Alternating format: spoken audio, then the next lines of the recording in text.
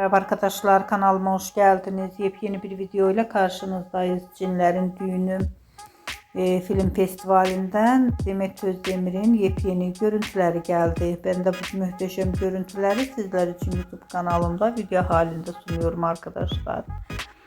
Arkadaşlar, Demet Özdemir'e dair video haberi ve fotoğrafları görmek istiyorsanız da kanalımı izlemeyi ve bildirim butonuna basmayı unutmayın.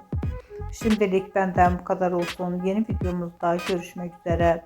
Hoşça kalın, sağlıklı kalın. Umarım videomu sona kadar izleyeceksiniz ve beğeneceksiniz. İyi seyirler.